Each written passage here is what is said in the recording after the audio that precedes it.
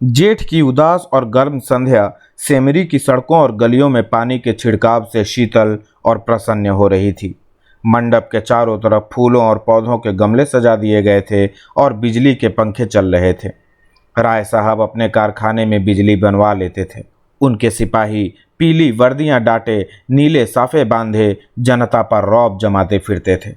नौकर उजले कुर्ते पहने और केसरिया पाग बांधे मेहमानों और मुखियों का आदर सत्कार कर रहे थे। उसी वक्त एक मोटर सिंह द्वार के सामने आकर रुकी और उसमें से 3 महानुभाव उतरे। वह जो खद्दर का कुर्ता और चप्पल पहने हुए हैं, उनका नाम पंडित ओंकार नाथ है। आप दैनिक पत्र बिजली के यशस्वी संपादक हैं, जिन्हें देश चिंता ने घुला डाला है।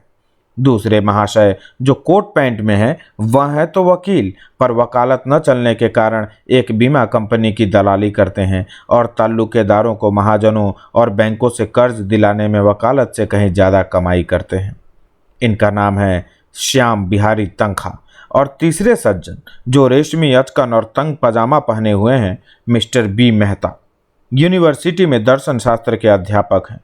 ये तीनों सज्जन राय साहब के सहपाठियों में हैं और शगुन के उत्सव पर निमंत्रित हुए हैं।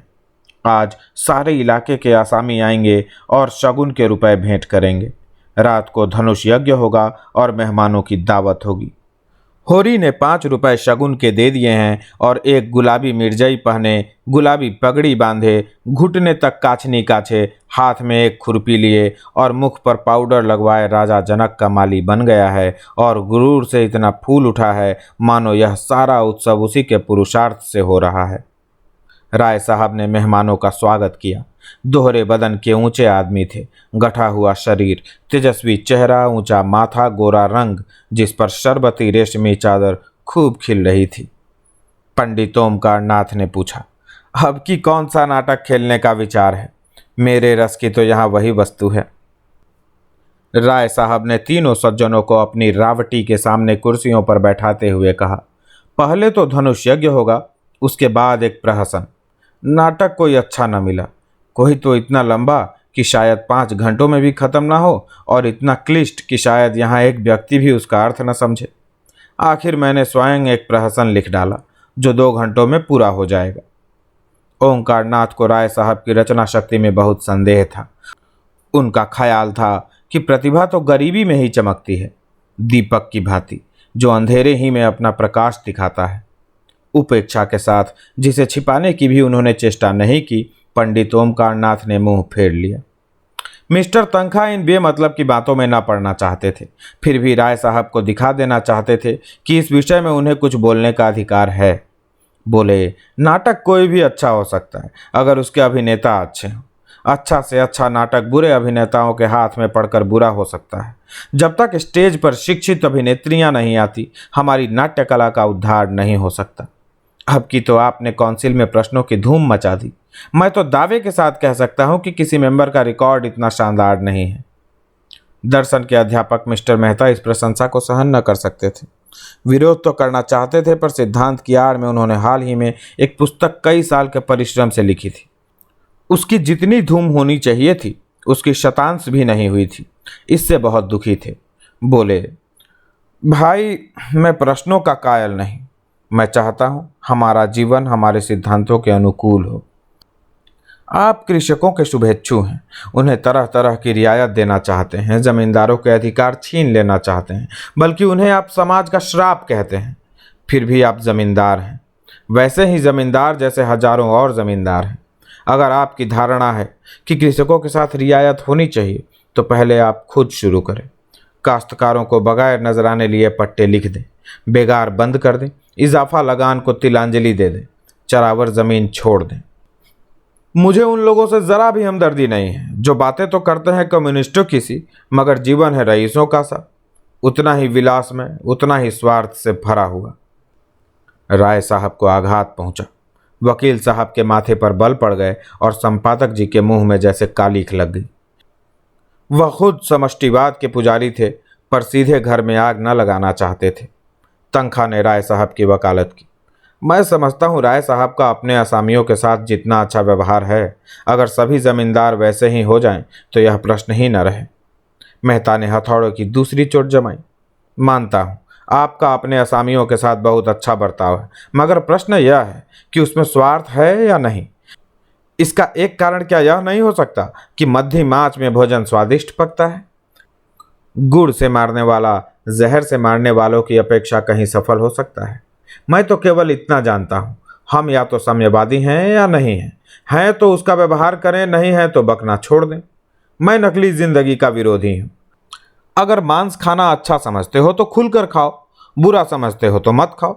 यह तो मेरी समझ में आता है, लेकिन अच्छा समझना और छिपा कर खाना यह मेरी समझ में नहीं आता। मैं तो इसे कायरता भी कहता हूँ और धूर्तता भी, जो वास्तव में एक है। राय साहब सभा चतुर आदमी थे। अपमान और आघात के धैर्य और उदारता से सहने का उन्हें अभ्यास था। कुछ असमंजस में पड़े हुए बोले, आपका विचार बिल्कुल ठीक है मेहता जी। आप जानते हैं मैं आपकी साफ गोई का कितना आदर करता हूँ, लेकिन आप यह भूल जाते हैं कि अन्य यात्राओं की भांति विचारों की यात्रा में भी पड़ाव होते हैं और आप एक पड़ाव को छोड़कर दूसरे पड़ाव तक नहीं जा सकते। मानव जीवन का इतिहास इसका प्रत्यक्ष प्रमाण है। मैं उस वातावरण में पला हूँ जहाँ राजा ईश्वर है और जमींदार ईश्वर का मंत्री। मेरे स्वर्गवासी पिता असामियों पर इतनी दया करते थे कि पाले या सूखे में कभी आधा और कभी पूरा लगान माफ कर देते थे। अपने बखार से अनाज निकाल कर असामियों को खिला देते थे। घर के गहने बेचकर कन्याओं के विवाह में मदद देते थे। मगर उसी वक्त तक, जब तक प्रजा उनको सरकार और धर्मावतार कहती रहे, उन्हें अपना देवता समझकर उनकी पूजा करती रहे। प्रजा का पालन उनका सनातन धर्म था, लेकिन अधिकार के नाम पर वह कौड़ी का एक दांत भी फोड़ कर देना न चाहते थे। मैं उसी वातावरण में पला हूँ और मुझे गर्व है कि मैं व्यवहार में चाहे जो कुछ करूँ, विचारों में उनसे आगे बढ़ गया हूँ और यह मानने लग गया हूँ कि जब तक किसानों को ये रियायतें अधिकार के रूप में न मिलेंगी, केवल सद्भावना के आधार पर उनकी दशा सुधर नहीं सकती। स्वेच्छा अगर अपना स्वार्थ छोड़ दे तो अपवाद है। मैं खुद सद्भावना करते हुए भी स्वार्थ नहीं छोड़ सकता और चाहता हूं कि हमारे वर्ग को शासन और नीति के बल से अपना स्वार्थ छोड़ने के लिए मजबूर कर दिया जाए। इसे आप कायरता कहेंगे, मैं इसे विवशता कहता हूं। मैं इसे स्वीकार करता हूं कि किसी को भी दूसरे के श्रम पर मोटे होने का अधिकार नहीं है। उपजीवी होना घोर लज्जा की बात है। कर्म करना प्राणी मात्र का धर्म है। समाज की ऐसी व्यवस्था जिसमें कुछ लोग मौज करें और अधिक लोग पिसें और खपें, कभी सुखद नहीं हो सकती। पूंजी और शिक्षा, जिसे मैं पूंजी ही का एक रूप समझता हूँ, इनका किला जितना जल्द टूट जाए उतना ही अच्छा है। जिन्हें पेट की रोटी मयस्सर नहीं, उनके अफसर और नियोजक 10-10, 5-5 हजार फटकारें, यह हास्यास्पद है और लज्जास्पद भी। इस व्यवस्था ने हम जमींदारों में कितनी विलासिता, कितना दुराचार, कितना पराधीनता और कितनी निर्लज्जता भर दी है, यह मैं खूब जानता हूँ। लेकिन मैं इन कारणों से इन व्यवस्था का विरोध नहीं करता। मेरा तो यह कहना है कि अपने स्वार्थ की दृष्टि से भी इसका अनुमोदन नहीं किया जा सकता। इस शान को निभाने के लिए हमें अपनी आत्मा की इतनी हत्या करनी पड़ती है कि हम में आत्माभिमान का नाम भी नहीं रहा। हम अपने असामियों को लूटने के लिए मजबूर हैं। अगर अफसरों को कीमती कीमती डालियां न दें तो बागी समझे जाएं, शान से न रहें तो कंजूस कहलाएं। प्रगति की जरा सी आहट पाते ही हम कांप उठते हैं और अफसरों के पास फरियाद लेकर दौड़ते हैं कि हमारी रक्षा कीजिए। हमें अपने ऊपर विश्वास नहीं रहा, न पुरुषार्थ ही रह गया। बस हमारी दशा उन बच्चों की सी है जिन्हें चम्मच से दूध पिलाकर पाला जाता है। बाहर से मोटे, अंदर से दुर्बल, सत्वहीन और मोहताज। मेहता ने ताली बजाकर कहा, हियर हियर। आपकी जबान में जितनी बुद्धि है, काश उसकी आधी भी मस्तिष्क में होती। खेद यही है कि सब कुछ समझते हुए भी आप अपने विचारों को व्यवहार में नहीं लाते। ओंकारनाथ बोले, अकेला चना भार नहीं फोड़ सकता मिस्टर मेहता। हमें समय के साथ चलना भी है और उसे अपने साथ चलाना भी। बुरे कामों में ही सहयोग की जरूरत नहीं होती, अच्छे कामों के लिए भी सहयोग उतना ही जरूरी है। आप ही क्यों 800 रुपये महीने हड़पते हैं जब आपके करोड़ों भाई केवल 8 रुपये में अपना निर्वाह कर रहे हैं? राय साहब ने ऊपरी खेद लेकिन भीतरी संतोष से संपादक जी को देखा और बोले, व्यक्तिगत बातों पर आलोचना ना कीजिए संपादक जी, हम यहाँ समाज की व्यवस्था पर विचार कर रहे हैं। मिस्टर मेहता उसी ठंडे मन से बोले, नहीं नहीं, मैं इसे बुरा नहीं समझता। समाज व्यक्ति ही से बनता है और व्यक्ति को भूलकर हम किसी व्यवस्था पर विचार नहीं कर सकते। मैं इसलिए इतना वेतन लेता हूँ कि मेरा इस व्यवस्था पर विश्वास नहीं है। संपादक जी को अचंभा हुआ। अच्छा, तो आप वर्तमान व्यवस्था के समर्थक हैं। मैं इस सिद्धांत का समर्थक हूं कि संसार में छोटे बड़े हमेशा रहेंगे और उन्हें हमेशा रहना चाहिए। इसे मिटाने की चेष्टा करना मानव जाति के सर्वनाश का कारण होगा। कुश्ती का जोड़ बदल गया। राय साहब किनारे खड़े हो गए। संपादक जी मैदान में उतरे। आप 20वीं शताब्दी में भी ऊंच नीच का भेद मानते हैं? जी हाँ, मानता हूं और बड़े जोरों से मानता हूं। जिस मत के आप समर्थक हैं वह भी तो कोई नई चीज नहीं। जब से मनुष्य में ममत्व का विकास हुआ तभी उस मत का जन्म हुआ। बुद्ध और प्लेटो और ईसा सभी समाज में समता के प्रवर्तक थे। यूनानी और रोमन और सीरियाई सभी सभ्यताओं ने उसकी परीक्षा की, पर अप्राकृतिक होने के कारण कभी यह स्थायी न बन सकी। आपकी बातें सुनकर मुझे आश्चर्य हो रहा है। आश्चर्य अज्ञान का दूसरा नाम है। मैं आपका कृतज्ञ हूँ अगर आप इस विषय पर कोई लेखमाला शुरू कर दें। जी, मैं इतना अहमक नहीं हूँ। अच्छी रकम दिलवाइए तो अलबत्ता। आपने सिद्धांत ही ऐसा लिया है कि खुले खजाने पब्लिक को लूट सकते हैं। मुझ में और आप में अंतर इतना ही है कि मैं जो कुछ मानता हूँ उस पर चलता हूँ। आप लोग मानते कुछ हैं, करते कुछ हैं।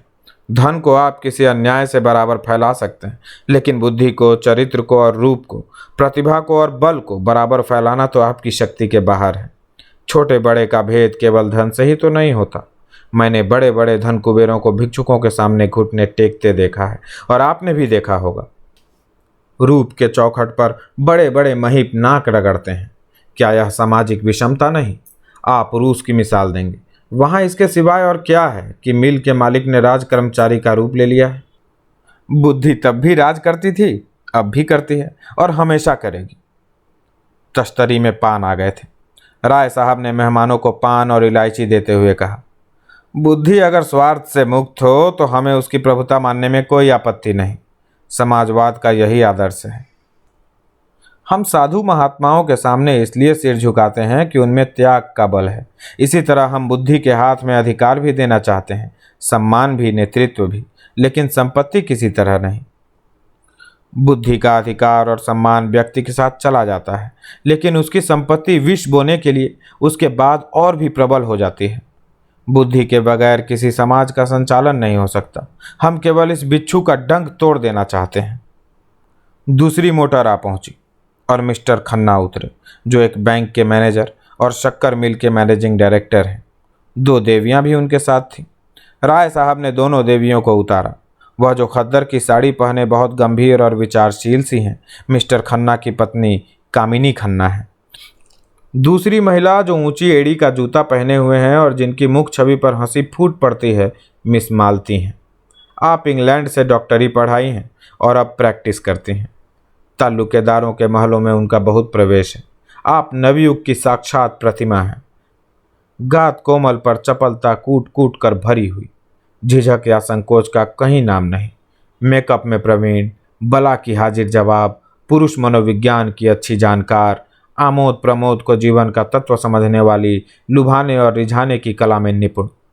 जहाँ आत्मा का स्थान है वहाँ प्रदर्शन, जहाँ हृदय का स्थान है वहाँ हाव भाव, मनोद्गारों पर कठोर निग्रह, जिसमें इच्छा या अभिलाषा का लोप सा हो गया। आपने मिस्टर मेहता से हाथ मिलाते हुए कहा, सच कहती हूँ, आप सूरत से ही फिलॉसफर मालूम होते हैं। इस नई रचना में तो आपने आत्मवादियों को उधेड़ कर रख दिया। पढ़ते पढ़ते कई बार मेरे जी में ऐसा आया कि आपसे लड़ जाऊं। फिलॉसफरों में सहृदयता क्यों गायब हो जाती है? मेहता झेप गए। बिना ब्याहे थे और नवयुग की रमणियों से पनाह मांगते थे। पुरुषों की मंडली में खूब चहकते थे, मगर ज्यों ही कोई महिला आई और आपकी जबान बंद हुई, जैसे बुद्धि पर ताला लग जाता था। स्त्रियों से शिष्ट व्यवहार तक करने की सुधि न रहती थी। मिस्टर खन्ना ने पूछा, फिलोसफरों की सूरत में क्या खास बात होती है देवी जी?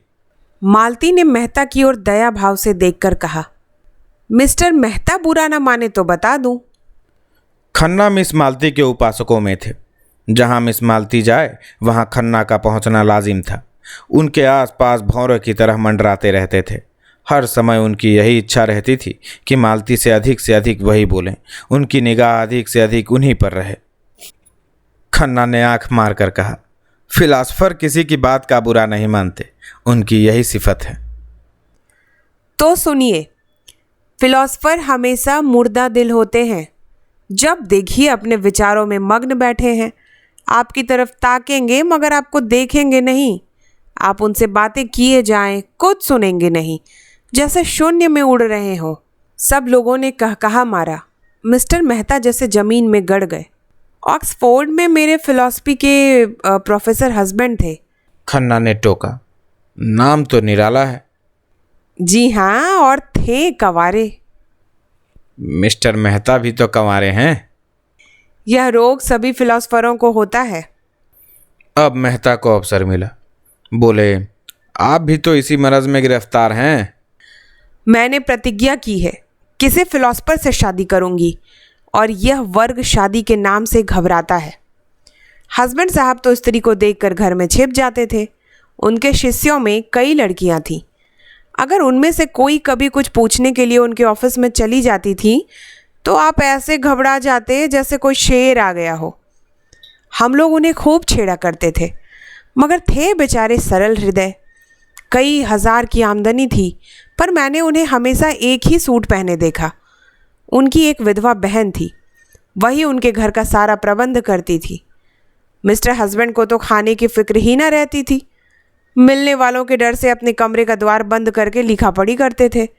भोजन का समय आ जाता तो उनकी बहन आहिस्ता से भीतर के द्वार से उनके पास जाकर किताब बंद कर देती थी। तब उन्हें मालूम होता था कि खाने का समय हो गया। रात को भी भोजन का समय बंधा हुआ था।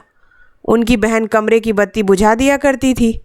एक दिन बहन ने किताब बंद करनी चाही तो आपने पुस्तक को दोनों हाथों से दबा लिया और बहन भाई में जोर आजमाई होने लगी। आखिर बहन उनकी पहिएदार कुर्सी को खींचकर भोजन के कमरे में लाई। राय साहब बोले, मगर मेहता साहब तो बड़े खुशमिजाज और मिलनसार हैं, नहीं इस हंगामे में क्यों आते? तो आप फिलोसफर ना होंगे। जब अपनी चिंताओं से हमारे सिर में दर्द होने लगता है तो विश्व की चिंता सिर पर लादकर कोई कैसे प्रसन्न रह सकता है? उधर संपादक जी श्रीमती खन्ना से अपने आर्थिक कठिनाइयों की कथा कह रहे थे। बस यूं समझिए श्रीमती जी कि संपादक का जीवन एक दीर्घ विलाप है, जिसे सुनकर लोग दया करने के बदले कानों पर हाथ रख लेते हैं। बेचारा न अपना उपकार कर सके न औरों का। पब्लिक उससे आशा तो यह रखती है कि हर एक आंदोलन में वह सबसे आगे रहे, जेल जाए, मार खाए, घर के माल असबाब की कुर्की कराए। यह उसका धर्म समझा जाता है, लेकिन उसकी कठिनाइयों की ओर किसी का ध्यान नहीं। हो तो वह सब कुछ। उसे हर एक विद्या, हर एक कला में पारंगत होना चाहिए, लेकिन उसे जीवित रहने का अधिकार नहीं। आप तो आजकल कुछ लिखती ही नहीं। आपकी सेवा करने का जो थोड़ा सा सौभाग्य मुझे मिल सकता है, उससे मुझे क्यों वंचित रखती हैं? मिसेस खन्ना को कविता लिखने का शौक था। इस नाते से संपादक जी कभी कभी उनसे मिल आया करते थे, लेकिन घर के काम धंधों में व्यस्त होने के कारण इधर बहुत दिनों से कुछ लिख नहीं सकी थी। सच बात तो यह है कि संपादक जी ने ही उन्हें प्रोत्साहित करके कवि बनाया था। सच्ची प्रतिभा उनमें बहुत कम थी। क्या लिखूं, कुछ सोचता ही नहीं। आपने कभी मिस मालती से कुछ लिखने को नहीं कहा? संपादक जी उपेक्षा भाव से बोले, उनका समय मूल्यवान है कामिनी देवी। लिखते तो वह लोग हैं जिनके अंदर कुछ दर्द है, अनुराग है, लगन है, विचार है। जिन्होंने धन और भोग विलास को जीवन का लक्ष्य बना लिया, वह क्या लिखेंगे? कामिनी ने ईर्ष्या मिश्रित विनोद से कहा, अगर आप उनसे कुछ लिखा सकें तो आपका प्रचार दुगुना हो जाए। लखनऊ में तो ऐसा कोई रसिक नहीं है जो आपका ग्राहक न बन जाए। अगर धन मेरे जीवन का आदर्श होता तो आज मैं इस दशा में न होता। मुझे भी धन कमाने की कला आती है। आज चाहूँ तो लाखों कमा सकता हूँ, लेकिन यहाँ तो धन को कभी कुछ समझा ही नहीं। साहित्य की सेवा अपने जीवन का ध्येय है और रहेगा। कम से कम मेरा नाम तो ग्राहकों में लिखवा दीजिए। आपका नाम ग्राहकों में नहीं, संरक्षकों में लिखूंगा। संरक्षकों में रानियों महारानियों को रखिए, जिनकी थोड़ी सी खुशामद करके आप अपने पत्र को लाभ की चीज़ बना सकते हैं। मेरी रानी महारानी आप हैं। मैं तो आपके सामने किसी रानी महारानी की हकीकत नहीं समझता। जिसमें दया और विवेक है वही मेरी रानी है। खुशामद से मुझे घृणा है। कामिनी ने चुटकी ली। लेकिन मेरी खुशामद तो आप कर रहे हैं संपादक जी। संपादक जी ने गंभीर होकर श्रद्धापूर्ण स्वर में कहा, यह खुशामद नहीं है देवी जी, हृदय के सच्चे उद्गार हैं। राय साहब ने पुकारा, संपादक जी जरा इधर आइएगा, मिस मालती आपसे कुछ कहना चाहती हैं। संपादक जी की वह सारी अकड़ गायब हो गई। नम्रता और विनय की मूर्ति बने हुए आकर खड़े हो गए। मालती ने उन्हें सदै नेत्रों से देखकर कहा, मैं अभी कह रही थी कि दुनिया में मुझे सबसे ज़्यादा डर संपादकों से लगता है। आप लोग जिसे चाहें एक क्षण में बिगाड़ दें। मुझी से चीफ सेक्रेटरी साहब ने एक बार कहा, अगर मैं इस ब्लडी ओंकार नाथ को जेल में बंद कर सकूं तो अपने को भाग्यवान समझूं। ओंकार नाथ की बड़ी बड़ी मूछें खड़ी हो गईं, आंखों में गर्व की ज्योति चमक उठी। यूं वह बहुत ही शांत प्रकृति के आदमी थे, लेकिन ललकार सुनकर उनका पुरुषत्व उत्तेजित हो जाता था। दृढ़ता भरे स्वर में बोले, इस कृपा के लिए आपका कृतज्ञ हूं। उस बज़्म यानी सभा में अपना जिक्र तो आता है, चाहे किसी तरह है। आप सेक्रेटरी महोदय से कह दीजिएगा कि ओंकार नाथ उन आदमियों में नहीं है जो इन धमकियों से डर जाए। उसकी कलम उसी वक्त विश्राम लेगी जब उसकी जीवन यात्रा समाप्त हो जाएगी। उसने अनीति और स्वेच्छाचार को जड़ से खोद कर फेंक देने का जिम्मा लिया है। मिस मालती ने और उकसाया, मगर मेरी समझ में आपकी यह नीति नहीं आती कि जब आप मामूली शिष्टाचार से अधिकारियों का सहयोग प्राप्त कर सकते हैं तो क्यों उनसे कन्नी काटते हैं। अगर आप अपनी आलोचनाओं में आग और विष ज़रा कम दें तो मैं वादा करती हूँ कि आपको गवर्नमेंट से काफ़ी मदद दिला सकती हूँ।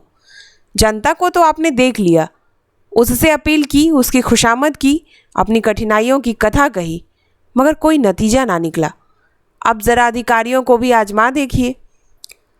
तीसरे महीने आप मोटर पर ना निकलने लगे और सरकारी दावतों में निमंत्रित ना होने लगे तो मुझे जितना चाहे कोसिएगा। तब यही रईस और नेशनलिस्ट जो आपकी परवाह नहीं करते आपके द्वार के चक्कर लगाएंगे। ओंकार नाथ अभिमान के साथ बोले, यही तो मैं नहीं कर सकता देवी जी। मैंने अपने सिद्धांतों को सदैव ऊंचा और पवित्र रखा है और जीते जी उनकी रक्षा करूंगा। दौलत के पुजारी तो गली गली मिलेंगे, मैं सिद्धांत के पुजारियों में हूं। मैं इसे दंभ कहती हूँ। आपकी इच्छा। धन की आपको परवाह नहीं है? सिद्धांतों का खून करके नहीं। तो आपके पत्र में विदेशी वस्तुओं के विज्ञापन क्यों होते हैं? मैंने किसी भी दूसरे पत्र में इतने विदेशी विज्ञापन नहीं देखे। आप बनते तो हैं आदर्शवादी और सिद्धांतवादी, पर अपने फायदे के लिए देश का धन विदेश भेजते हुए आपको जरा भी खेद नहीं होता। आप किसी तर्क से इस नीति का समर्थन नहीं कर सकते। ओंकार नाथ के पास सचमुच कोई जवाब न था। उन्हें बगलें झांकते देखकर राय साहब ने उनकी हिमायत की, तो आखिर आप क्या चाहती हैं? इधर से भी मारे जाएं, उधर से भी मारे जाएं, तो पत्र कैसे चले? मिस मालती ने दया करना ना सीखा था। पत्र नहीं चलता तो बंद कीजिए। अपना पत्र चलाने के लिए आपको विदेशी वस्तुओं के प्रचार का कोई अधिकार नहीं। अगर आप मजबूर हैं तो सिद्धांत का ढोंग छोड़िए। मैं तो सिद्धांतवादी पत्रों को देखकर जल उठती हूँ। जी चाहता है दिया सलाई दिखा दूं।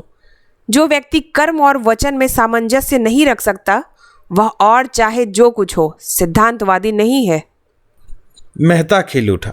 थोड़ी देर पहले उन्होंने खुद इसी विचार का प्रतिपादन किया था। उन्हें मालूम हुआ कि इस रमणी में विचार की शक्ति भी है, केवल तितली नहीं। संकोच जाता रहा। यही बात अभी मैं कह रहा था। विचार और व्यवहार में सामंजस्य का ना होना ही धूर्तता है, मक्कारी है। मिस मालती प्रसन्न मुख से बोली, तो इस विषय में आप और मैं एक हैं और मैं भी फिलॉसफर होने का दावा कर सकती हूँ। खन्ना की जीभ में खुजली हो रही थी। बोले, आपका एक एक अंग फिलॉसफी में डूबा हुआ है। मालती ने उनकी लगाम खींची। अच्छा, आपको भी फिलॉसफी में दखल है? मैं तो समझती थी आप बहुत पहले अपनी फिलॉसफी को गंगा में डुबो बैठे। नहीं, आप इतने बैंकों और कंपनियों के डायरेक्टर ना होते। राय साहब ने खन्ना को संभाला। तो क्या आप समझते हैं कि फिलॉसफरों को हमेशा फके मस्त रहना चाहिए? जी हाँ, फिलॉसफर अगर मोह पर विजय ना पा सके तो फिलॉसफर कैसा? इस लिहाज से तो शायद मिस्टर मेहता भी फिलोसफर न ठहरें। मेहता ने जैसे आस्तीन चढ़ाकर कहा, मैंने तो कभी यह दावा नहीं किया राय साहब। मैं तो इतना ही जानता हूं कि जिन औजारों से लोहार काम करता है उन्हीं औजारों से सोनार नहीं करता। क्या आप चाहते हैं आम भी उसी दशा में फले फूलें जिससे बबूल या ताड़? मेरे लिए धन केवल उन सुविधाओं का नाम है जिनसे मैं अपना जीवन सार्थक कर सकूं। धन मेरे लिए फलने फूलने वाली चीज़ नहीं, केवल साधन है। मुझे धन की बिल्कुल इच्छा नहीं। आप वह साधन जुटा दें जिसमें मैं अपने जीवन का उपयोग कर सकूं। ओंकारनाथ समष्टिवादी थे। व्यक्ति की इस प्रधानता को कैसे स्वीकार करते? इसी तरह हर एक मजदूर कह सकता है कि उसे काम करने की सुविधाओं के लिए 1000 महीने की ज़रूरत है। अगर आप समझते हैं कि उस मजदूर के बगैर आपका काम नहीं चल सकता तो आपको वह सुविधाएं देनी पड़ेंगी। अगर वही काम दूसरा मजदूर थोड़ी सी मजदूरी में कर दे तो कोई वजह नहीं कि आप पहले मजदूर की खुशामद करें। अगर मजदूरों के हाथ में अधिकार होता तो मजदूरों के लिए स्त्री और शराब भी उतनी ही ज़रूरी सुविधा हो जाती जितनी फिलोसफरों के लिए। तो आप विश्वास मानिए, मैं उनसे ईर्ष्या न करता। जब आपका जीवन सार्थक करने के लिए स्त्री इतनी आवश्यक है तो आप शादी क्यों नहीं कर लेते? मेहता ने निसंकोच भाव से कहा, इसलिए कि मैं समझता हूँ मुक्त भोग आत्मा के विकास में बाधक नहीं होता। विवाह तो आत्मा को और जीवन को पिंजरे में बंद कर देता है। खन्ना ने इसका समर्थन किया। बंधन और निग्रह पुरानी थ्योरियां हैं, नई थ्योरी है मुक्त भोग। मालती ने चोटी पकड़ी। तो अब मिसेस खन्ना को तलाक के लिए तैयार रहना चाहिए। तलाक का बिल पास तो हो। शायद उसका पहला उपयोग आप ही करेंगे। कामिनी ने मालती की ओर विष भरी आंखों से देखा और मुंह सिकोड़ लिया, मानो कह रही है, खन्ना तुम्हें मुबारक रहे, मुझे परवाह नहीं। मालती ने मेहता की तरफ देखकर कहा, इस विषय में आपके क्या विचार हैं मिस्टर मेहता? मेहता गंभीर हो गए। वह किसी प्रश्न पर अपना मत प्रकट करते थे तो जैसे अपनी सारी आत्मा उसमें डाल देते थे। विवाह को मैं सामाजिक समझौता समझता हूँ और उसे तोड़ने का अधिकार न पुरुष को है न स्त्री को। समझौता करने के पहले आप स्वाधीन हैं, समझौता हो जाने के बाद आपके हाथ कट जाते हैं। तो आप तलाक के विरोधी हैं, क्यों? पक्का। और मुक्त भोग वाला सिद्धांत? वह उनके लिए है जो विवाह नहीं करना चाहते। अपनी आत्मा का संपूर्ण विकास सभी चाहते हैं, फिर विवाह कौन करे और क्यों करे? इसलिए कि मुक्ति सभी चाहते हैं, पर ऐसे बहुत कम हैं जो लोभ से अपना गला छुड़ा सकें। आप श्रेष्ठ किसे समझते हैं, विवाहित जीवन को या अविवाहित जीवन को? समाज की दृष्टि से विवाहित जीवन को, व्यक्ति की दृष्टि से अविवाहित जीवन को। धनुष यज्ञ का अभिनय निकट था। 10 से 1 तक धनुष यज्ञ, 1 से 3 तक प्रहसन, यह प्रोग्राम था। भोजन की तैयारी शुरू हो गई। मेहमानों के लिए बंगले में रहने का अलग अलग प्रबंध था। खन्ना परिवार के लिए 2 कमरे रखे गए थे। और भी कितने ही मेहमान आ गए थे। सभी अपने अपने कमरों में गए और कपड़े बदल बदल कर भोजनालय में जमा हो गए। यहाँ छूत छात का कोई भेद न था। सभी जातियों और वर्णों के लोग साथ भोजन करने बैठे। केवल संपादक ओंकारनाथ सबसे अलग अपने कमरे में फलाहार करने गए और कामिनी खन्ना को सिर दर्द हो रहा था। उन्होंने भोजन करने से इनकार किया। भोजनालय में मेहमानों की संख्या 25 से कम न थी। शराब भी थी और मांस भी। इस उत्सव के लिए राय साहब अच्छी किस्म की शराब खास तौर पर खिंचवाते थे। खींची जाती थी दवा के नाम से, पर होती थी खालिस शराब। मांस भी कई तरह के पकते थे, कोफ्ते, कबाब और पुलाव। मुर्गा, मुर्गियां, बकरा, हिरन, तीतर, मोर, जिसे जो पसंद हो वह खाए।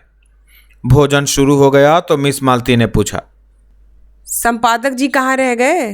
किसी को भेजो राय साहब, उन्हें पकड़ लाए।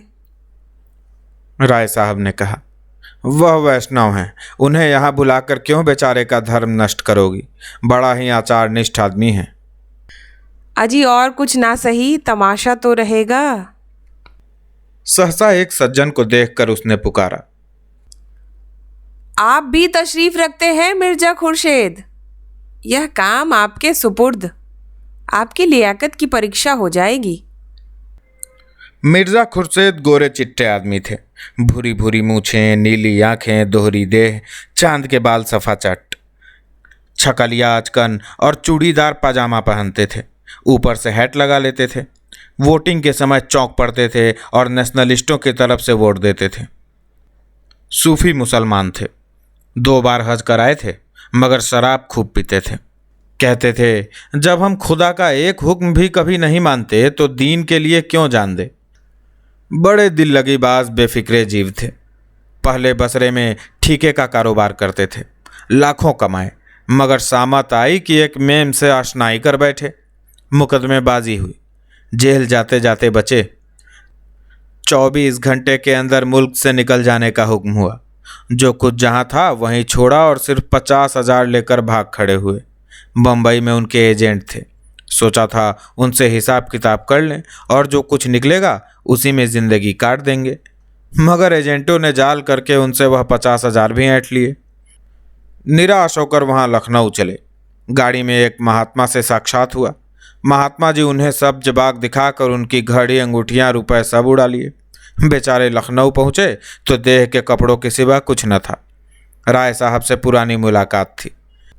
कुछ उनकी मदद से और कुछ अन्य मित्रों की मदद से एक जूते की दुकान खोल ली। वह अब लखनऊ की सबसे चलती हुई जूते की दुकान थी। 400-500 रोज की बिक्री थी। जनता को उन थोड़े ही दिनों में इतना विश्वास हो गया कि एक बड़े भारी मुस्लिम ताल्लुकेदार को नीचा दिखाकर काउंसिल में पहुंच गए। अपनी जगह पर बैठे बैठे बोले, जी नहीं, मैं किसी का दीन नहीं बिगाड़ता। यह काम आपको खुद करना चाहिए। मज़ा तो जब है कि आप उन्हें शराब पिलाकर छोड़ें। यह आपके हुस्न के जादू की आजमाइश है। चारों तरफ से आवाज़ें आई, हाँ हाँ मिस मालती, आज आपका कमाल दिखाइए। मालती ने मिर्जा को ललकारा। कुछ इनाम दोगे? 100 रुपए की एक थैली। हुश, 100 रुपए? लाख रुपए का धर्म बिगाड़ूं 100 के लिए? अच्छा, आप खुद अपनी फीस बताइए।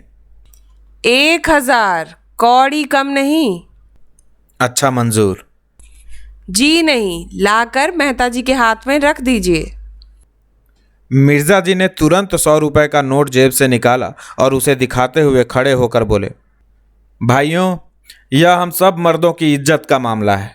अगर मिस मालती की फरमाइश न पूरी हुई तो हमारे लिए कहीं मुंह दिखाने की जगह न रहेगी। अगर मेरे पास रुपए होते तो मैं मिस मालती की एक के कदा पर 1-1 लाख कुर्बान कर देता। एक पुराने शायर ने अपने माशूक के एक काले तिल पर समरकंद और बोखरा के सूबे कुर्बान कर दिए थे। आज आप सभी साहबों की जमा मर्दी और हुस्न परस्ती का इम्तहान है। जिसके पास जो कुछ हो सच्चे सूरमा की तरह निकाल कर रख दें। आपकी इल्म की कसम, माशूक की अदाओं की कसम, अपनी इज्जत की कसम, पीछे कदम ना हटाइए। मर्दों, रुपए खर्च हो जाएंगे, नाम हमेशा के लिए रह जाएगा। ऐसा तमाशा लाखों में भी सस्ता है। देखिए लखनऊ के हसीनों की रानी एक जाहिद पर अपने हुस्न का मंत्र कैसे चलाती है।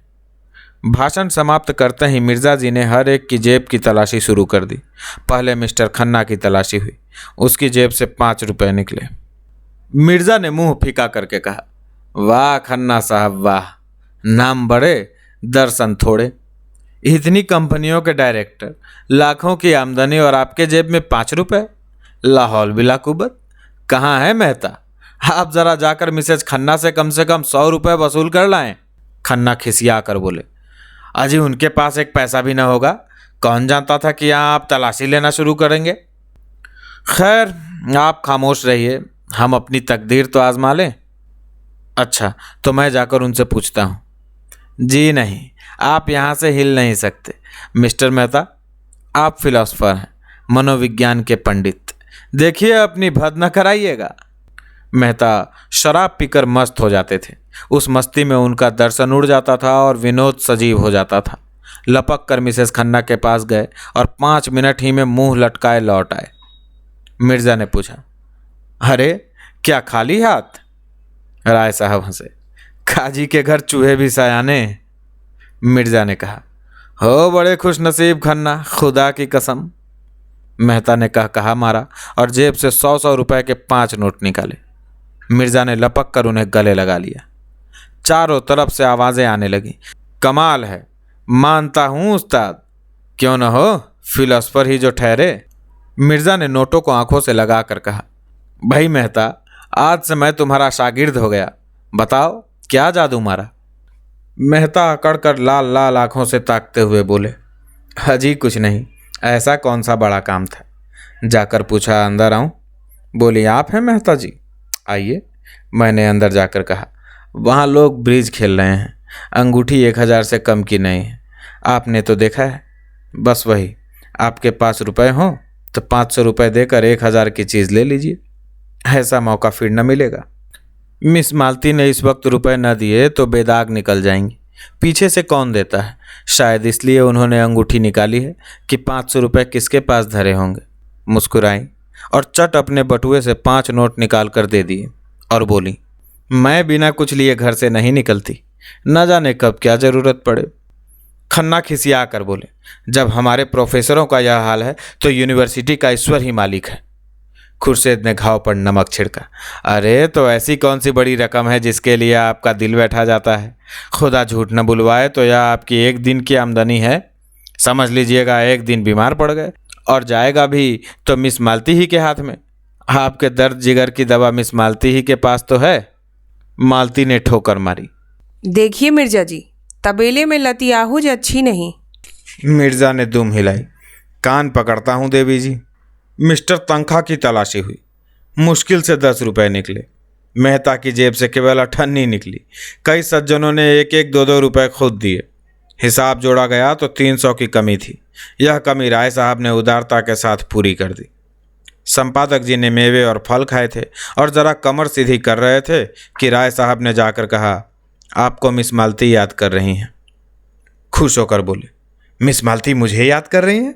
धन्य भाग। राय साहब के साथ ही हॉल में आ विराजे। उधर नौकरों ने मेजें साफ कर दी थी। मालती ने आगे बढ़कर उनका स्वागत किया। संपादक जी ने नम्रता दिखाई। बैठिए, तकल्लुफ न कीजिए, मैं इतना बड़ा आदमी नहीं हूँ। मालती ने श्रद्धा भरे स्वर में कहा, आप तकल्लुफ समझते होंगे, मैं समझती हूँ मैं अपना सम्मान बढ़ा रही हूँ। यों आप अपने को कुछ ना समझें और आपको शोभा भी नहीं देता है। लेकिन यहाँ जितने सज्जन जमा हैं सभी आपकी राष्ट्रीय और साहित्य सेवा से भली भांति परिचित हैं। आपने इस क्षेत्र में जो महत्वपूर्ण काम किया है, अभी चाहे लोग उसका मूल्य ना समझें, लेकिन वह समय बहुत दूर नहीं है। मैं तो कहती हूँ वह समय आ गया है जब हर एक नगर में आपके नाम की सड़कें बनेंगी, क्लब बनेंगे, टाउन हॉलों में आपके चित्र लटकाए जाएंगे। इस वक्त जो थोड़ी बहुत जागृति है वह आप ही के महान उद्योगों का प्रसाद है। आपको यह जानकर आनंद होगा कि देश में अब आपके ऐसे अनुयायी पैदा हो गए हैं जो आपके देहात सुधार आंदोलन में आपका हाथ बटाने को उत्सुक हैं। और उन सज्जनों की बड़ी इच्छा है कि यह काम संगठित रूप से किया जाए और एक देहात सुधार संघ स्थापित किया जाए जिसके आप सभापति हों। ओंकारनाथ के जीवन में यह पहला अवसर था कि उन्हें चोटी के आदमियों में इतना सम्मान मिले। यूँ वह कभी कभी आम जलसों में बोलते थे और कई सभाओं के मंत्री और उपमंत्री भी थे, लेकिन शिक्षित समाज ने अब तक उनकी उपेक्षा ही की थी। उन लोगों में वह किसी तरह मिल न पाते थे, इसलिए आम जलसों में उनकी निष्क्रियता और स्वार्थांधता की शिकायत किया करते थे और अपने पत्र में एक एक को रगे देते थे। कलम तेज थी, वाणी कठोर, सफागोई की जगह उच्छृंखलता कर बैठते थे, इसलिए लोग उन्हें खाली ढोल समझते थे। उसी समाज में आज उनका इतना सम्मान। कहाँ है आज स्वराज और स्वाधीन भारत और हंटर के संपादक? आकर देखें और अपना कलेजा ठंडा करें।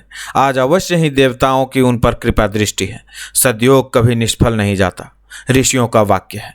वह स्वयं अपने नज़रों में उठ गए, कृतज्ञता से पुलकित होकर बोले, देवी जी, आप तो मुझे कांटों में घसीट रही हैं। मैं तो जनता की जो कुछ भी सेवा की अपना कर्तव्य समझ कर की। मैं इस सम्मान को व्यक्ति का सम्मान नहीं, उस उद्देश्य का सम्मान समझ रहा हूँ जिसके लिए मैंने अपना जीवन अर्पित कर दिया है। लेकिन मेरा नम्र निवेदन है कि प्रधान का पद किसी प्रभावशाली पुरुष को दिया जाए। मैं पदों में विश्वास नहीं रखता, मैं तो सेवक हूँ और सेवा करना चाहता हूँ। मिस मालती इसे किसी तरह स्वीकार नहीं कर सकती। सभापति पंडित जी को बनना पड़ेगा। नगर में उसे ऐसा प्रभावशाली व्यक्ति दूसरा नहीं दिखाई देता जिसकी कलम में जादू है, जिसकी जबान में जादू है, जिसके व्यक्तित्व में जादू है। वह कैसे कहता है कि वह प्रभावशाली नहीं है? वह जमाना गया, जब धन और प्रभाव में मेल था। अब प्रतिभा और प्रभाव के मेल का युग है। संपादक जी को यह पद अवश्य स्वीकार करना पड़ेगा। मंत्री मिस मालती होंगी। इस सभा के लिए 1000 का चंदा भी हो गया है और अभी तो सारा शहर और प्रांत पड़ा हुआ है। 4-5 लाख मिल जाना मामूली बात है। ओंकारनाथ पर कुछ नशा सा चढ़ने लगा। उनके मन में जो एक प्रकार की फुरहरी सी उठ रही थी, उसने गंभीर उत्तरदायित्व का रूप धारण कर लिया। बोले, मगर यह आप समझ लें मिस मालती कि यह बड़ी जिम्मेदारी का काम है और आपको अपना बहुत समय देना पड़ेगा। मैं अपनी तरफ से आपको विश्वास दिलाता हूँ कि आप सभा भवन में मुझे सबसे पहले मौजूद पाएंगी। मिर्जा जी ने पुचारा दिया, आपका बड़े से बड़ा दुश्मन भी यह नहीं कह सकता कि आप अपना फर्ज अदा करने में कभी किसी से पीछे रहे। मिस मालती ने देखा शराब कुछ कुछ असर करने लगी है तो और भी गंभीर बनकर बोली, अगर हम लोग इस काम की महानता ना समझते तो ना यह सभा स्थापित होती और ना आप इसके सभापति होते। हम किसी रईस या तालुकेदार को सभापति बनाकर धन खूब बटोर सकते हैं और सेवा की आड़ में स्वार्थ सिद्ध कर सकते हैं, लेकिन यह हमारा उद्देश्य नहीं। हमारा एकमात्र उद्देश्य जनता की सेवा करना है और उसका सबसे बड़ा साधन आपका पत्र है। हमने निश्चय किया है कि हर एक नगर और गांव में उसका प्रचार किया जाए और जल्द से जल्द उसकी ग्राहक संख्या को 20,000 तक पहुंचा दिया जाए। प्रांत की सभी म्यूनसिपैलिटियों और जिला बोर्ड के चेयरमैन हमारे मित्र हैं। कई चेयरमैन तो यहीं विराजमान हैं। अगर हर एक ने 500-500 प्रतियां भी ले ली तो 25,000 प्रतियां तो आप यकीनी समझें। फिर राय साहब और मिर्जा साहब की यह सलाह है कि काउंसिल में इस विषय का एक प्रस्ताव रखा जाए कि प्रत्येक गांव के लिए बिजली की एक प्रति सरकारी तौर पर मंगवाई जाए या कुछ वार्षिक सहायता स्वीकार की जाए, और हमें पूरा विश्वास है कि यह प्रस्ताव पास हो जाएगा। ओंकारनाथ ने जैसे नशे में झूमते हुए कहा, हमें गवर्नर के पास डेपुटेशन ले जाना होगा। मिर्जा खुर्शीद बोले, ज़रूर ज़रूर।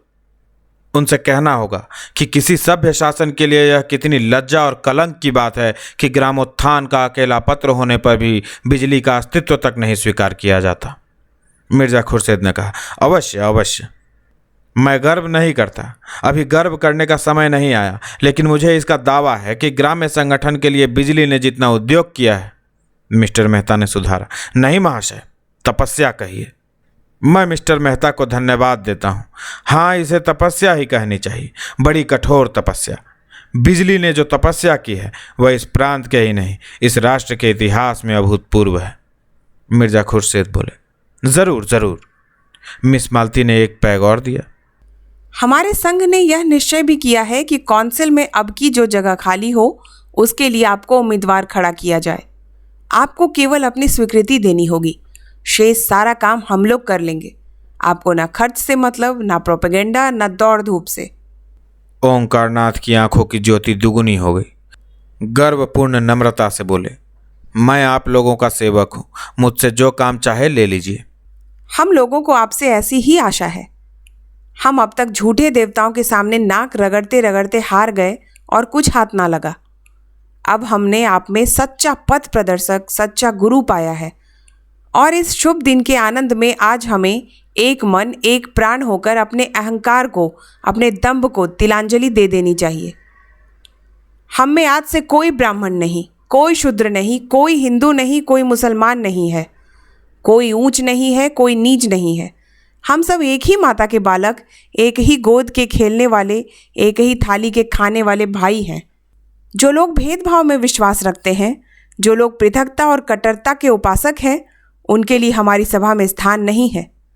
जिस सभा के सभापति पूज्य ओंकारनाथ जी जैसे विशाल हृदय व्यक्ति हों, उस सभा में ऊंच नीच का, खान पान का और जाति पाति का भेद नहीं हो सकता।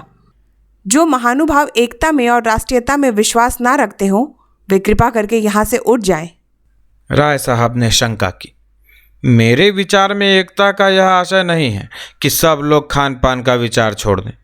मैं शराब नहीं पीता, तो क्या मुझे इस सभा से अलग हो जाना पड़ेगा? मालती ने निर्मम स्वर में कहा, बेशक अलग हो जाना पड़ेगा। आप इस संघ में रहकर किसी तरह का भेद नहीं रख सकते। मेहता जी ने घड़े को ठोका, मुझे संदेह है कि हमारे सभापति जी स्वयं खान पान की एकता में विश्वास नहीं रखते हैं। ओंकारनाथ का चेहरा जर्द पड़ गया। इस बदमाश ने यह क्या बेवक्त की शहनाई बजा दी। दुष्ट, कहीं गड़े मुर्दे न उखाड़ने लगे, नहीं यह सारा सौभाग्य स्वप्न की भांति शून्य में विलीन हो जाएगा। मिस मालती ने उनके मुंह की ओर जिज्ञासा की दृष्टि से देखकर दृढ़ता से कहा, आपका संदेह निराधार है मेहता महोदय।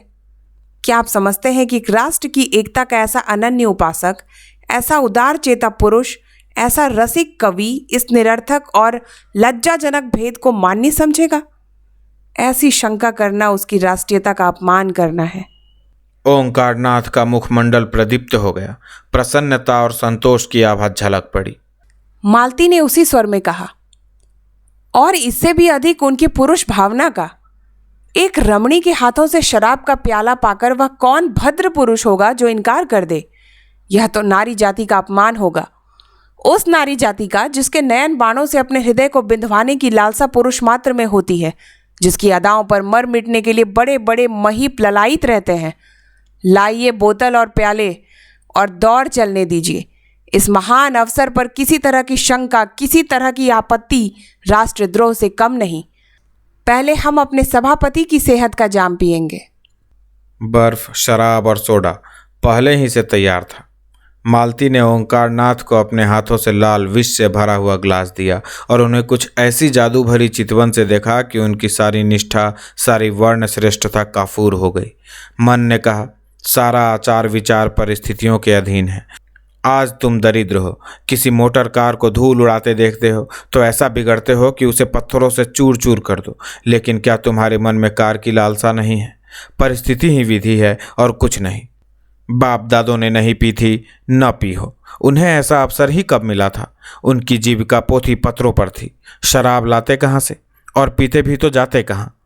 फिर वह तो रेलगाड़ी पर न चढ़ते थे, कल का पानी न पीते थे, अंग्रेजी पढ़ना पाप समझते थे। समय कितना बदल गया है। समय के साथ अगर नहीं चल सकते तो वह तुम्हें पीछे छोड़कर चला जाएगा। ऐसी महिला के कोमल हाथों से विष भी मिले तो सिरोधार्य करना चाहिए। जिस सौभाग्य के लिए बड़े बड़े राजे तरसते हैं, आज वह उनके सामने खड़ा है। क्या वह उसे ठुकरा सकते हैं? उन्होंने ग्लास ले लिया और सिर झुकाकर अपनी कृतज्ञता दिखाते हुए एक ही सांस में पी गए और तब लोगों को गर्व भरी आंखों से देखा, मानो कह रहे हो, अब तो आपको मुझ पर विश्वास आया। क्या समझते हैं मैं निरा पोंगा पंडित हूं? अब तो मुझे दम्भी और पाखंडी कहने का साहस नहीं कर सकते। हॉल में ऐसा शोरगुल मचा कि कुछ न पूछो, जैसे पिटारे में बंद कह कहे निकल पड़े हों। वाह देवी जी, क्या कहना है! कमाल है मिस मालती, कमाल है। तोड़ दिया, नमक का कानून तोड़ दिया, धर्म का किला तोड़ दिया, नेम का घड़ा फोड़ दिया। ओंकारनाथ के कंठ के नीचे शराब का पहुंचना था कि उनकी रसिकता वाचाल हो गई। मुस्कुराकर बोले, मैंने अपने धर्म की थाती मिस मालती के कोमल हाथों में सौंप दी और मुझे विश्वास है वह उसकी यथोचित रक्षा करेंगी। उनके चरण कमलों के इस प्रसाद पर मैं ऐसे 1000 धर्मों को न्यौछावर कर सकता हूँ। कह-कहों से हॉल गूंज उठा। संपादक जी का चेहरा फूल उठा था, आंखें झुकी पड़ती थी। दूसरा ग्लास भरकर बोले, यह मिस मालती की सेहत का जाम है, आप लोग पिएं और उन्हें आशीर्वाद दें। लोगों ने फिर अपने अपने ग्लास खाली कर दिए। उसी वक्त मिर्जा खुर्शेद ने एक माला लाकर संपादक जी के गले में डाल दी और बोले, सज्जनों, फिदवी ने अभी अपने पूज्य सदर साहब की शान में एक कसीदा कहा है। आप लोगों की इजाज़त हो तो सुनाऊं। चारों तरफ से आवाज़ आई, हाँ हाँ ज़रूर सुनाइए। ओंकारनाथ भंग तो आए दिन पिया करते थे और उनका मस्तिष्क उसका अभ्यस्त हो गया था, मगर शराब पीने का उन्हें यह पहला अवसर था। भंग का नशा मंथर गति से एक स्वप्न की भांति आता था और मस्तिष्क पर मेघ के समान छा जाता था। उनकी चेतना बनी रहती थी। उन्हें खुद मालूम होता था कि इस समय उनकी वाणी बड़ी लच्छेदार है और उनकी कल्पना बहुत प्रबल। शराब का नशा उनके ऊपर सिंह की भांति झपटा और दबोच बैठा। वह कहते कुछ हैं, मुँह से निकलता कुछ है। फिर यह ज्ञान भी जाता रहा। वह क्या कहते हैं और क्या करते हैं इसकी सुधि ही न रही। यह स्वप्न का रोमानी वैचित्र्य न था, जागृति का वह चक्कर था जिसमें साकार निराकार हो जाता है। न जाने कैसे उनके मस्तिष्क में यह कल्पना जाग उठी कि कसीदा पढ़ना कोई बड़ा अनुचित काम है। मेज पर हाथ पटक कर बोले, नहीं, कदापि नहीं, यहाँ कोई कसीदा नहीं होगा, नहीं होगा। हम सभापति हैं, हमारा हुक्म है। हम अभी इस सब को तोड़ सकते हैं, अभी तोड़ सकते हैं, सभी को निकाल सकते हैं। कोई हमारा कुछ नहीं कर सकता। हम सभापति हैं, कोई दूसरा सभापति नहीं है।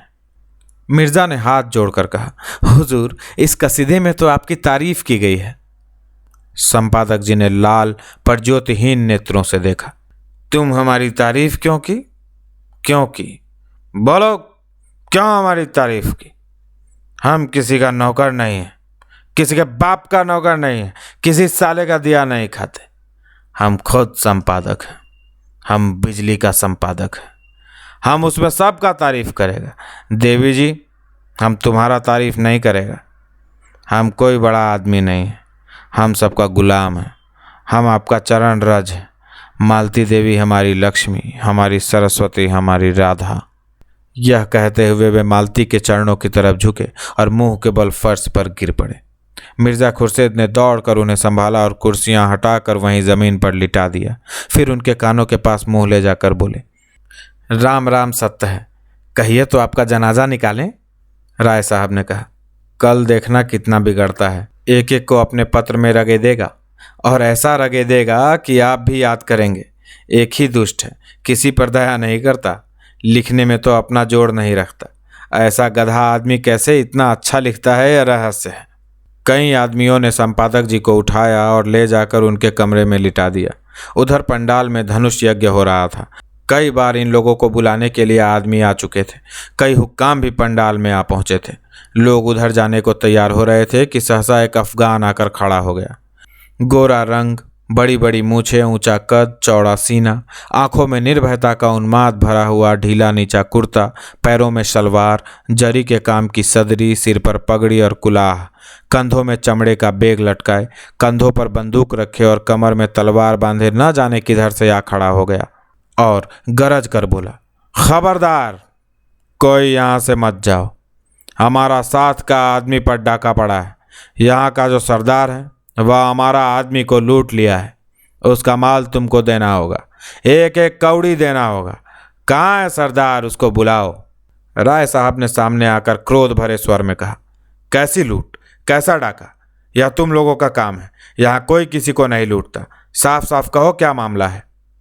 अफगान ने आंखें निकाली और बंदूक का कुंदा जमीन पर पटक कर बोला, हमसे पूछता है कैसा लूट, कैसा डाका?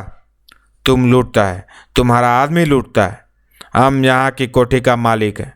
हमारी कोठी में 25 जवान हैं। हमारा आदमी रुपए तहसील कर लाता था 1000, वह तुम लूट लिया और कहता है कैसा डाका? हम बताएगा कैसा डाका होता है। हमारा 2500 जवान अभी आता है। हम तुम्हारा गांव लूट लेगा। कोई साला कुछ नहीं कर सकता, कुछ नहीं कर सकता। खन्ना ने अफगान के तेवर देखे तो चुपके से उठे कि निकल जाएं। सरदार ने जोर से डांटा, कहाँ जाता तुम? कोई कहीं नहीं जा सकता, नहीं हम सबको कत्ल कर देगा, अभी फायर कर देगा। हमारा तुम कुछ नहीं कर सकता। हम तुम्हारा पुलिस से नहीं डरता। पुलिस का आदमी हमारा शकल देखकर भागता है। हमारा अपना कांसल है, हम उसको खत लिखकर लाट साहब के पास जा सकता है। हम यहाँ से किसी को नहीं जाने देगा। तुम हमारा 1000 रुपया लूट लिया, हमारा रुपया नहीं देगा तो हम किसी को जिंदा नहीं छोड़ेगा। तुम सब आदमी दूसरों के माल को लूट करता है और यहाँ माशूक के साथ शराब पीता है। मिस मालती उसकी आंख बचाकर कमरे से निकलने लगी कि वह बाज की तरह टूट कर उनके सामने आ खड़ा हुआ और बोला, तुम इन बदमाशों से हमारा माल दिलवाए, नहीं हम तुमको उठा ले जाएगा, अपनी कोठी में जश्न मनाएगा। तुम्हारा हुस्न पर हम आशिक हो गया। या तो हमको 1000 अभी अभी दे दे, या तुमको हमारे साथ चलना पड़ेगा। तुमको हम नहीं छोड़ेगा। हम तुम्हारा आशिक हो गया है। हमारा दिल और जिगर फटा जाता है। हमारा इस जगह 25 जवान है। इस जिला में हमारा 500 जवान काम करता है। हम अपने कबीले का खान हैं। हमारे कबीला में 10,000 सिपाही है। हम काबुल के अमीर से लड़ सकता है। अंग्रेज सरकार हमको 20,000 सालाना खिराज देता है। अगर तुम हमारा रुपया नहीं देंगे तो हम गांव लूट लेगा और तुम्हारा माशूक को उठा ले जाएगा। खून करने में हमको लुत्फ आता है। हम खून का दरिया बहा देगा। मजलिस पर आतंक छा गया। मिस मालती अपना चहकना भूल गईं। खन्ना की पिंडलियां कांप रही थी। बेचारे चोट चपेट के भय से एक मंजिले बंगले में रहते थे। जीने पर चढ़ना उनके लिए सूली पर चढ़ने से कम न था। गर्मी में भी डर के मारे कमरे में सोते थे। राय साहब को ठकुराई का अभिमान था। वह अपने ही गांव में एक पठान से डर जाना हास्यास्पद समझते थे, लेकिन उसकी बंदूक को क्या करते। उन्होंने ज़रा भी ची चपड़ किया और इसने बंदूक चलाई। हुश तो होते ही हैं यह सब, और निशाना भी इस सबों का कितना अचूक होता है। अगर उसके हाथ में बंदूक न होती तो राय साहब उससे सिंग मिलाने को भी तैयार हो जाते। मुश्किल यही थी कि दुष्ट किसी को बाहर नहीं जाने देता, नहीं दम के दम में सारा गांव जमा हो जाता और इसके पूरे जत्थे को पीट पाट कर रख देता। आखिर उन्होंने दिल मजबूत किया और जान पर खेल कर बोले, हमने आपसे कह दिया कि हम चोर डाकू नहीं हैं। मैं यहाँ की काउंसिल का मेंबर हूँ और यह देवी जी लखनऊ की सुप्रसिद्ध डॉक्टर हैं। यहाँ सभी शरीफ और इज्जतदार लोग जमा हैं। हमें बिल्कुल खबर नहीं आपके आदमियों को किसने लूटा। आप जाकर थाने में रिपोर्ट कीजिए। खान ने ज़मीन पर पैर पटका, पैंतरे बदले और बंदूक को कंधों से उतार कर हाथ में लेता हुआ दहाड़ा, मत बक बक करो। काउंसिल का मेंबर को हम इस तरह पैरों से कुचल देता है, ज़मीन पर पैर रगड़ता है। हमारा हाथ मजबूत है, हमारा दिल मजबूत है।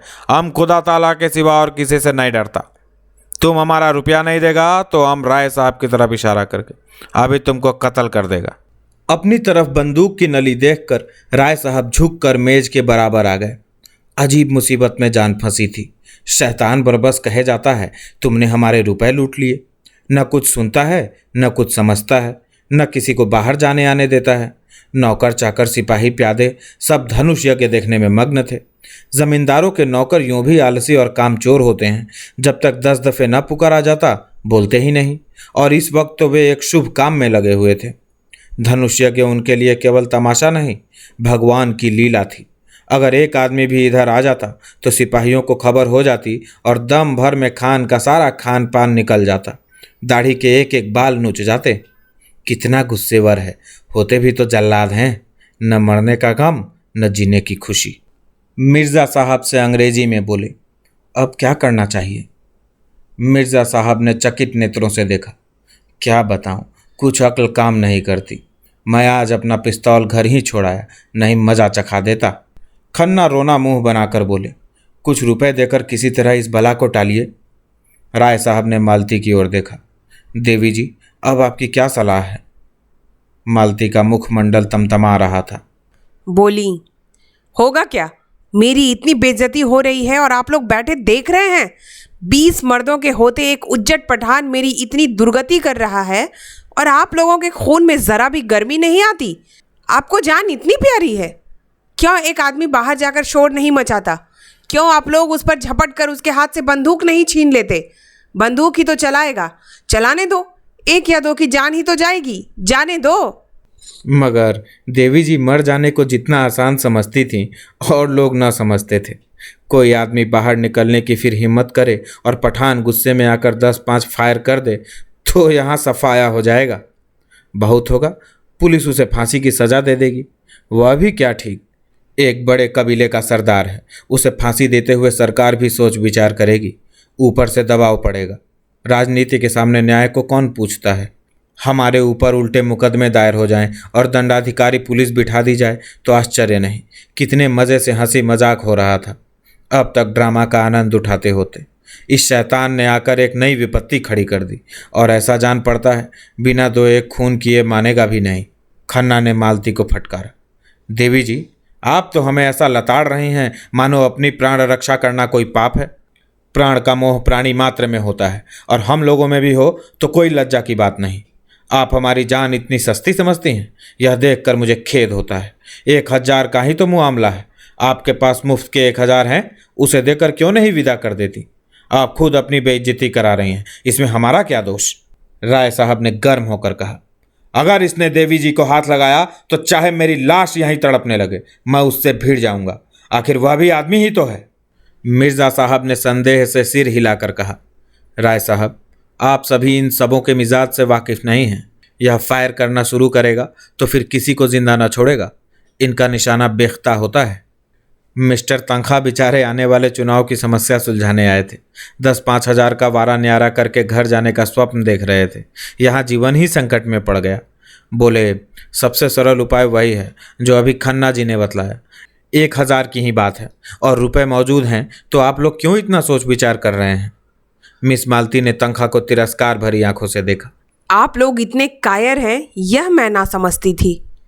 मैं भी यह ना समझता था कि आपको रुपए इतने प्यारे हैं, और वह भी मुफ्त के। जब आप लोग मेरा अपमान देख सकते हैं तो अपने घर की स्त्रियों का अपमान भी देख सकते होंगे। तो आप भी पैसे के लिए अपने घर के पुरुषों को होम करने में संकोच न करेंगी? खान इतनी देर तक झल्लाया हुआ सा इन लोगों की गिटपिट सुन रहा था।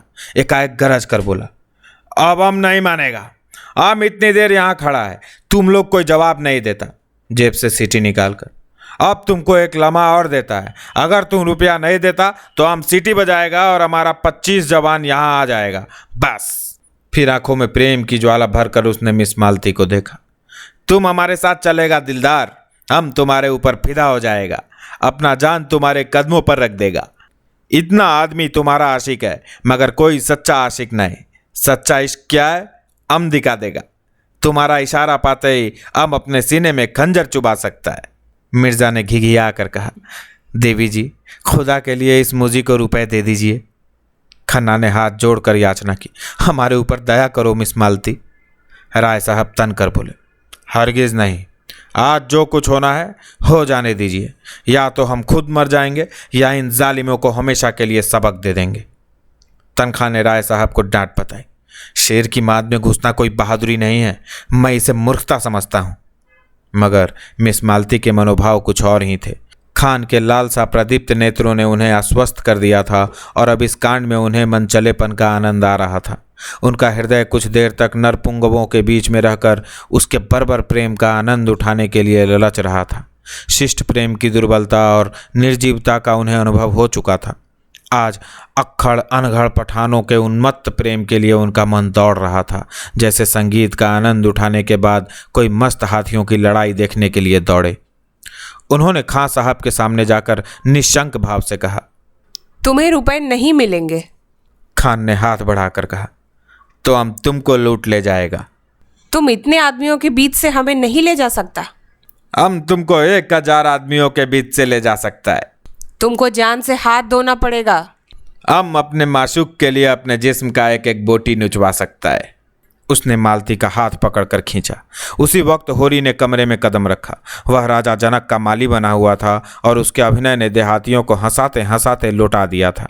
उसने सोचा, मालिक अभी तक क्यों नहीं आए, यह भी तो आकर देखें कि देहाती इस काम में कितने कुशल होते हैं। उनके यार दोस्त भी देखें कैसे मालिक को बुलाएं। यह अवसर खोज रहा था और ज्यों ही मोहलत मिली दौड़ा हुआ यहाँ आया, मगर यहाँ का दृश्य देखकर भौचक्का सा खड़ा रह गया। सब लोग चुप्पी साधे थर थर कांपते कातर नेत्रों से खान को देख रहे थे और खान मालती को अपनी तरफ खींच रहा था। उसकी सहज बुद्धि ने परिस्थिति का अनुमान कर लिया। उसी वक्त राय साहब ने पुकारा, होरी दौड़ कर जा और सिपाहियों को बुला ला, जल्द दौड़। होरी पीछे मुड़ा था कि खान ने सामने बंदूक तान कर डांटा, कहाँ जाता है सुअर, हम गोली मार देगा। होरी गंवार था। लाल पगड़ी देखकर उसके प्राण निकल जाते थे, लेकिन मस्त सांड पर लाठी लेकर पील पड़ता था। वह कायर न था, मारना और मरना दोनों ही जानता था, मगर पुलिस के हथकंडों के सामने उसकी एक न चलती थी। बंधे बंधे कौन फिरे, रिश्वत के रुपए कहाँ से लाए, बाल बच्चों को किस पर छोड़े। मगर जब मालिक ललकारते हैं तो फिर किसका डर। अब तो वह मौत के मुंह में भी कूद सकता है। उसने झटपट खान की कमर पकड़ी और ऐसा अड़ंगा मारा कि खान चारों खाने चित जमीन पर आ रहे और लगे पश्तों में गालियां देने। होरी उनकी छाती पर चढ़ बैठा और जोर से दाढ़ी पकड़कर खींची। दाढ़ी उसके हाथ में आ गई। खान ने तुरंत अपनी कुलाह उतार फेंकी और जोर मारकर खड़ा हो गया। अरे यह तो मिस्टर मेहता हैं, वही। लोगों ने चारों तरफ से मेहता को घेर लिया। कोई उनके गले लगता, कोई उनकी पीठ पर थपकियां देता था, और मिस्टर मेहता के चेहरे पर न हंसी थी न गर्व। चुपचाप खड़े थे, मानो कुछ हुआ ही नहीं। मालती ने नकली रोष से कहा, आपने यह बहुरूपियापन कहाँ से सीखा? मेरा दिल अभी तक धड़धड़ कर रहा है। मेहता ने मुस्कुराते हुए कहा, जरा इन भले आदमियों की जमा मर्दी की परीक्षा ले रहा था। जो गुस्ताखी हुई हो उसे क्षमा कीजिएगा।